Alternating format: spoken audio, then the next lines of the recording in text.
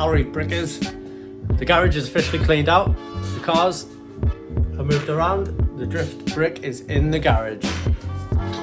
Let's officially get this swap started.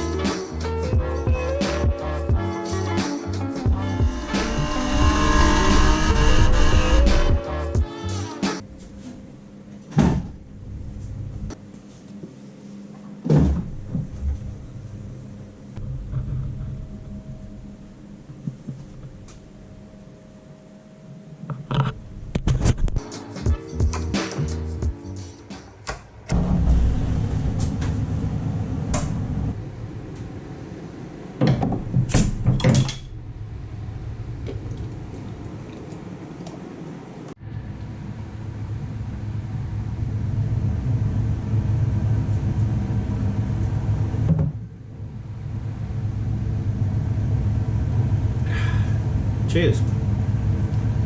Normally I'm really strict about the glasses. I've got a Cuvée de Troll glass in the cabinet, but the rules in Drift Brickers garage, this is plastic Duvel glass for the win.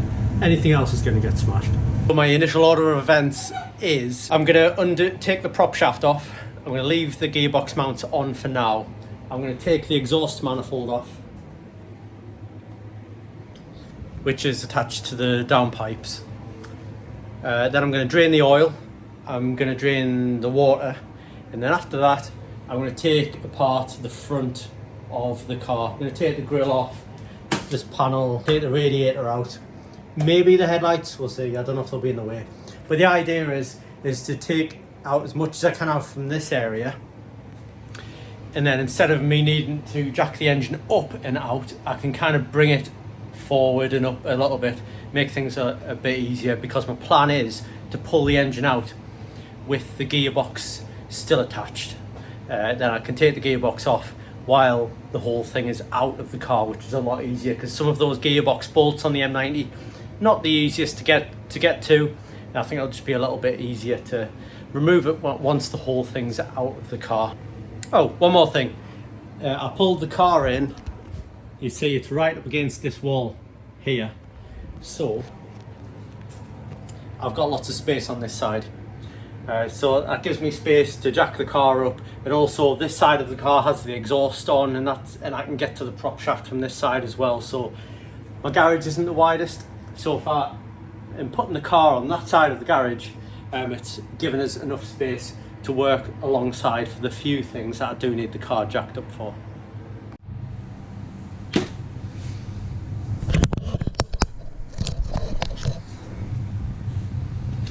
I can't get the jack underneath the car because it's too low, so I'm going to inflate this tyre and hopefully it'll give us the clearance to be able to get the jack under.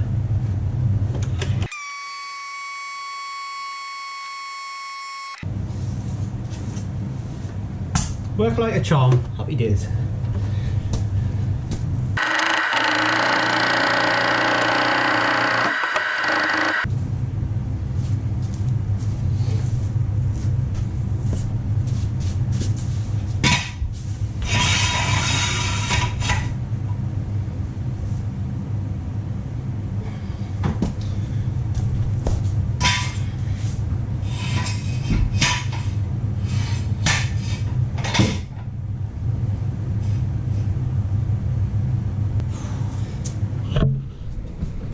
The car's not entirely rust free, so I think having two jack stands under there is good enough insurance. On top of this jack, which I do trust my life with this jack, it's very, very reliable, but you've always got to have a backup. Welcome to the underside of the drift car. Now we're going to try and take this prop shaft off.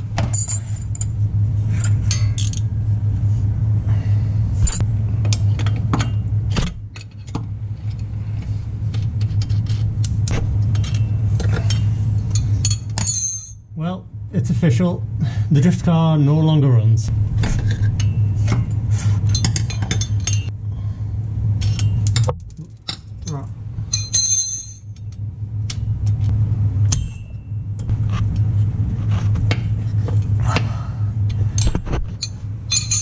Well, that's 3 out of 4.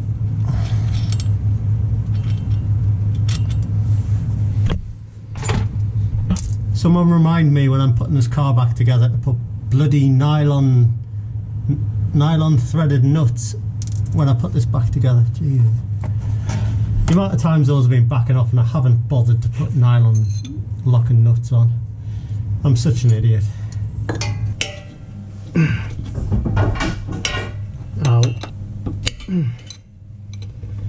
Are we off?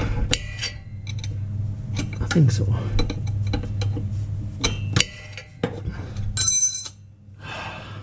That was emotional.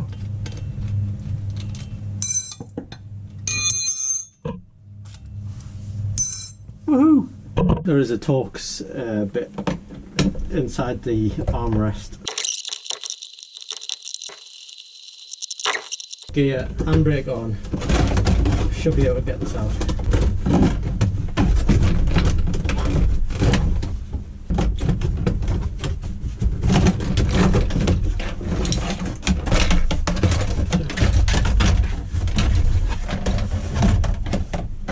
Voila! We have our 4 10mm bolts to undo.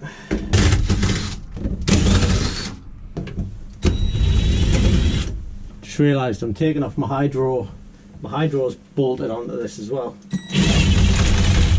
And you see, take out the last bolt. Hydro's gone a bit walkies, like so. See, so. I don't want to disturb the hydro too much because the lines will bend and I just don't want to disrupt the hydro at all. So, got this metal plate off. You hear that? That's hitting the prop shaft. So the gear stick is now free to drop through the floor when I'm ready to remove everything. Because if you forget to undo these 4 bolts and you try and yank the gearbox out of and the engine out of the car, it's not going to end well. So that's all ready. Now on to the next job.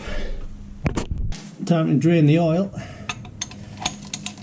Fun fact, I've never ever dropped a single bit of oil when doing an oil change, and I've never ever got oil on my hands either.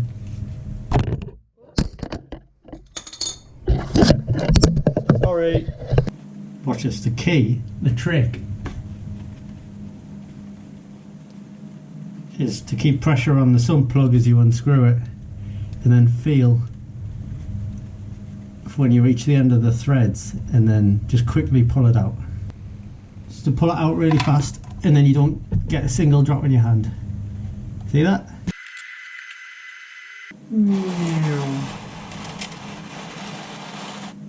Liquid gold.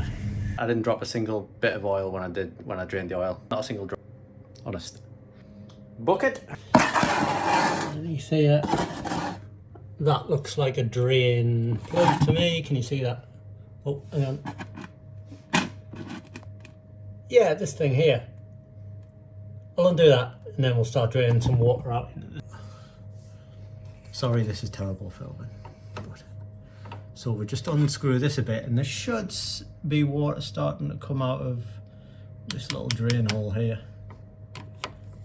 Even though you're not like focusing on it at all.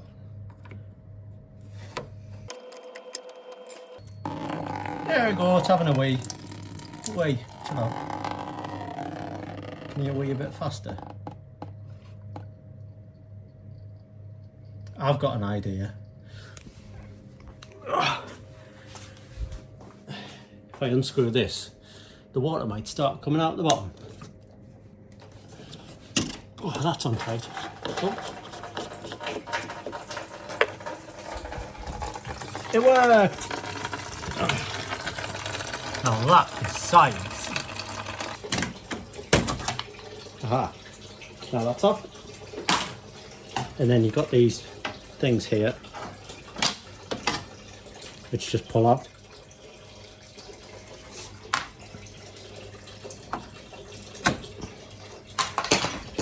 And then the grill comes off. Voila. Sky's looking amazing tonight.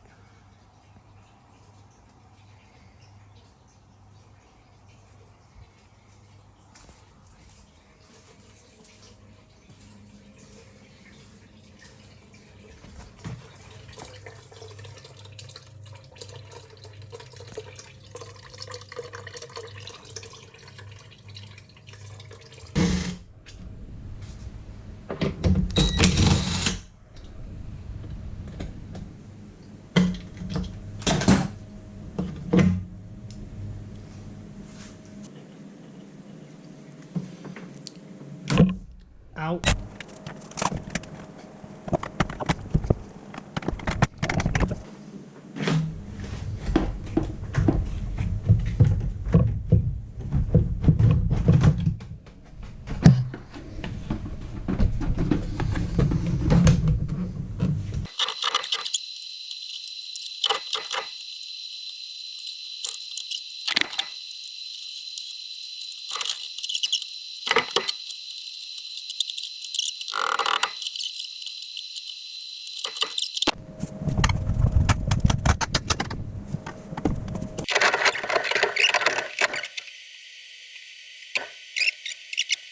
I've literally done nothing. I don't know why I managed to get it so dirty. Let's have a quick look at the oil and the water.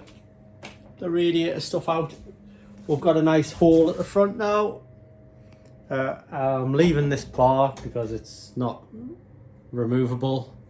So that's going to stay there, but if the engine hits it on the way out, who cares? It's not a radiator, so I'll just have to lift everything a little bit higher. But there's plenty of space here. So I'm hoping we're going to be able to get it high enough and kind of get it out with the gearbox still attached. Worst comes to worst, the angle grinder's coming out. Anyway.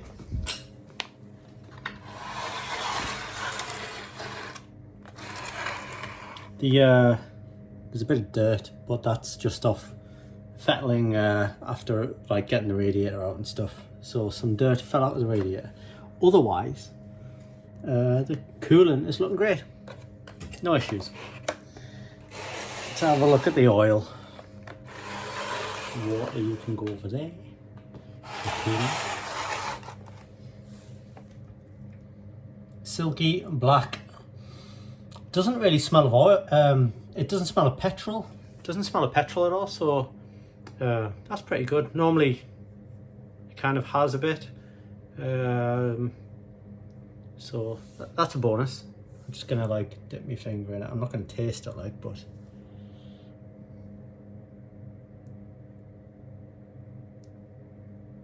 pretty good, honestly. Happy days.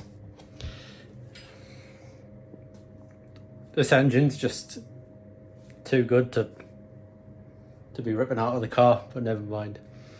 I'm determined for this engine to live on. It's a really good, healthy engine. I checked the compression not long ago, maybe one drift day ago, and it's exactly the same, I'm sure. It just runs great. This engine to run in another car, the main issue I've got is I'm stealing the sump and I'm stealing the oil pump to go on this engine. Which is a bit of an issue because the sump on this is a bit of a unicorn, a bit difficult to get hold of. So by pulling the sump off this engine, I'm kind of making it a little bit unsaleable. I know my friend wants it, so I'll keep an eye out for a sump for a 960 rear-wheel drive. There's a chance if this engine is going in a rear-wheel drive Volvo, for example a 240, might be able to repurpose the exhaust. Anyway, radiator off, fluids drained. Let's take off the exhaust manifold. I know from experience that the two V-bands are 11 millimeters. So, got my 11mm spanner in a lovely rose gold to match my wheels. And we'll undo these two V-bands, which I know for a fact, being the lowest part of the exhaust and the lowest part of the car, are being absolutely battered by every single bump, speed bump and crash and off that I've had at the track. Ooh, look at the state of that, man. Being absolutely battered. Right, so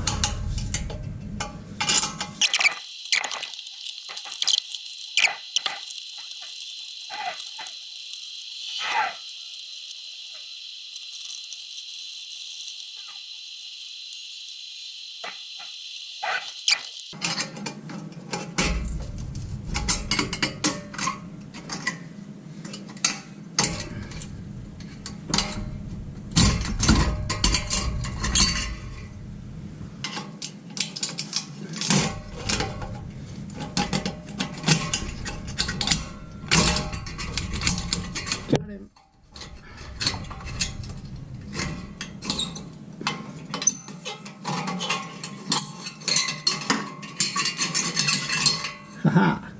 Winner!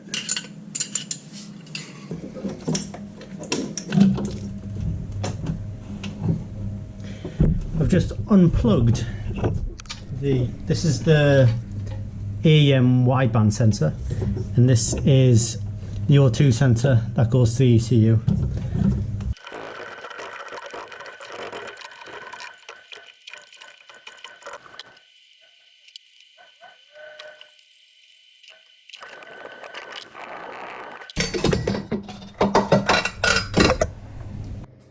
So we have one exhausty thing off. For those of you who don't know, I bought a BMW M50, M52 manifolds off eBay, like stainless ones, for 130 quid for the pair, including downpipes, and I just re-drilled the flange. Because with the V6304S engine, not only are the ports the same size, the same shape, they're also the same distance apart. So identical to a BMW engine. So something fishy was going on in the 1990s. We'll leave you to decide who copied off who. But I have a problem. Got most of them off, apart from one which rounded off. I don't know if you can see that at all. One nut is rounded. It's my fault because of the length of the exhaust studs.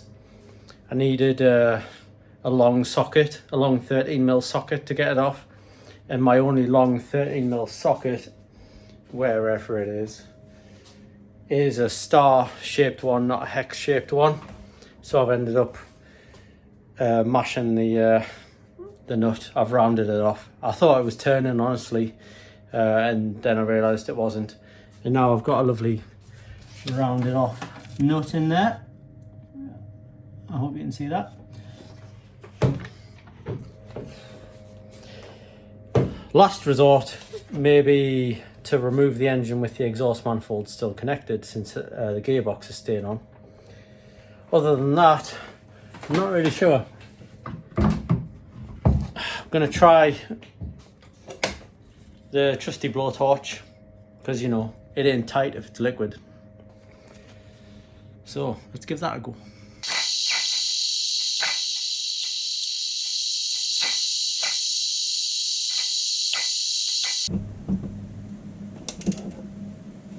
Oh, go on, lad.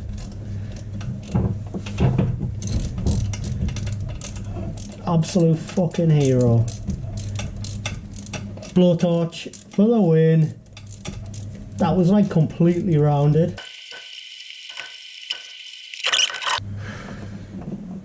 Get in. Oh yeah. Whoops. Oh, that's hot. Ow! Winner! Yeehaw! Oh, that's hot. Ow! Winner! Well, I think I'm going to leave it there for this episode. I've got my hands dirty a little bit. We've got radiator, exhaust manifolds, the grille. We've got the oil and the water out. Some decent progress. The car basically doesn't run anymore. So I think I'm going to go and get all the video from the GoPro in the phone and make a video out of it.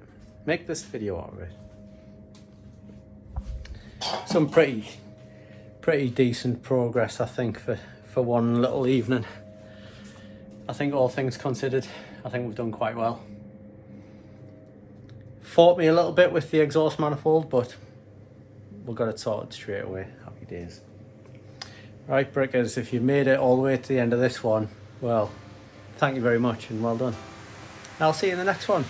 Peace.